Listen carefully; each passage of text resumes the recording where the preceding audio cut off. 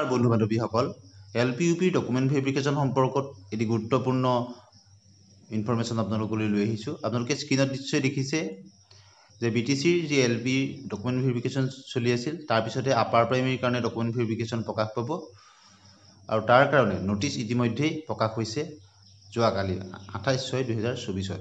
আপোনালোকে দেখিছে scrutiny verification academic and professional for assistant teachers of upper primary school for candidate under BTC area। এই নোটিছখন আপোনালোকে দেখিছে, এতিয়া এখন ডাউনলোড কৰি লওঁ আমি।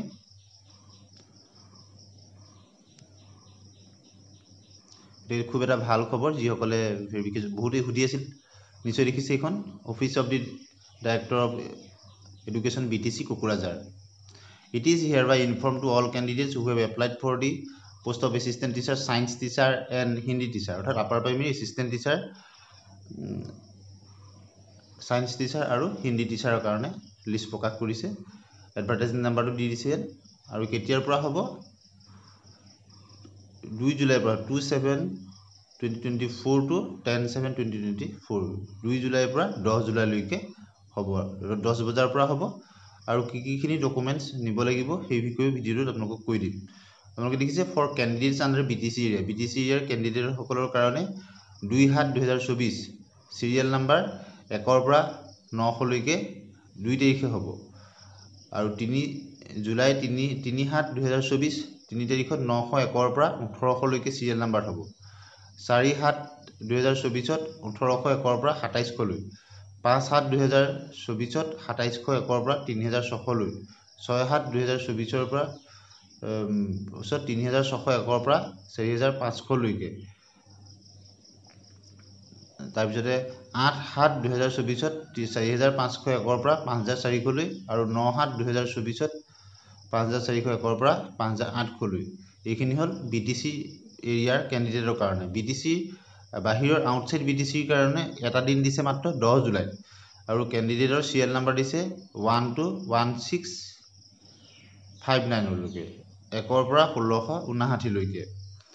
গতিকে দেখিছে, therefore the candidates hereby directed to appear before the selection committee with all original certificates, সকলো অৰিজিনেল চাৰ্টিফিকেট নিব লাগিব, মাৰ্কশ্বিটছ, অদাৰ প্ৰফেচনেল ডকুমেণ্টছ, অন্যান্য প্ৰফেচনেল ডকুমেণ্টছ বুলি নিব লাগিব, আৰু এফিডেভিট লগত নিব লাগিব। আৰু লগতে এফিডেভিটটো নিব লাগিব কিহৰ? স্মল ফেমিলি নৰ্মছৰ বিষয়ে।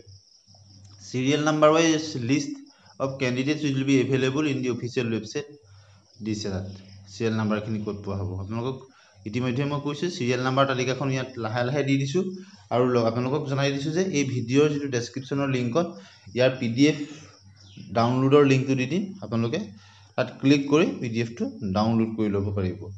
গতিকে আৰু যিসকলে তেনেদৰে ডাউনলোড কৰিব নাজানে তেওঁলোকৰ কাৰণে স্ক্ৰীণতে দি দিছোঁ, তেওঁলোকে চাই ল'ব আপোনালোকৰ কোন ডেটত পৰিছে। আৰু যিসকলে জানে তেওঁলোকে ডেছক্ৰিপশ্যনৰ পৰা PDFটো ডাউনলোড কৰি ল'ব। ডেছক্ৰিপশ্যনত ইয়াৰ নটিছখনো পাব, লগতে গোটেই PDFটো পাব কেণ্ডিডেটৰ তালিকা থকা।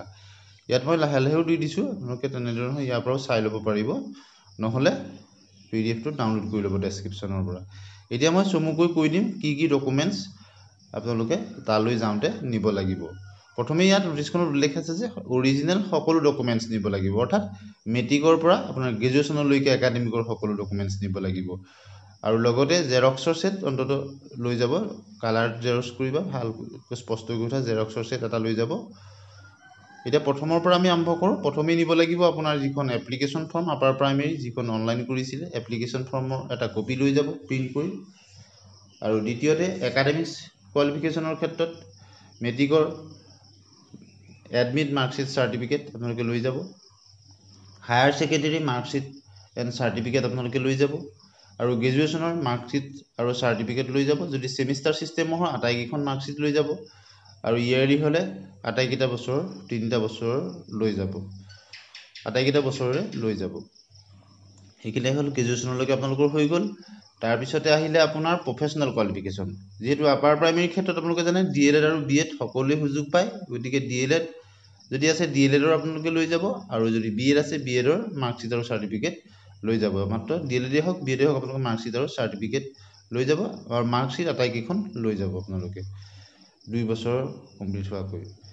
ইয়াৰ পিছতে আহিছোঁ আমি কাষ্টৰ ক্ষেত্ৰত। আপোনালোকে কাষ্ট চাৰ্টিফিকেট যদি ৰিজাৰ্ভ কেটেগৰীত হয়, OBC, MOBC, SC, ST plains, ST hills, আপোনালোকে লৈ যাব।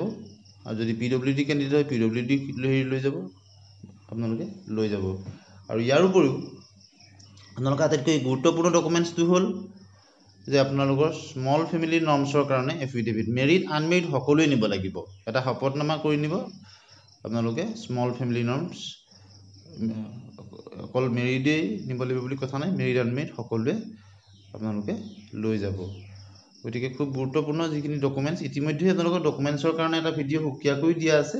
যদি আপোনালোকে ইয়াত কথাখিনি ভালদৰে বুজা নাই, গতিকে কি ডকুমেণ্টছ নিব লাগিব আপোনালোকে গৈ চাই ল'ব। গতিকে চমুকৈ আজি আপোনালোকক বুজাই দিলোঁ কি ডকুমেণ্টছ নিব লাগিব, আৰু ইয়াত আপোনালোকে নিজৰ লিষ্টখনো চাই ল'ব পাৰিব।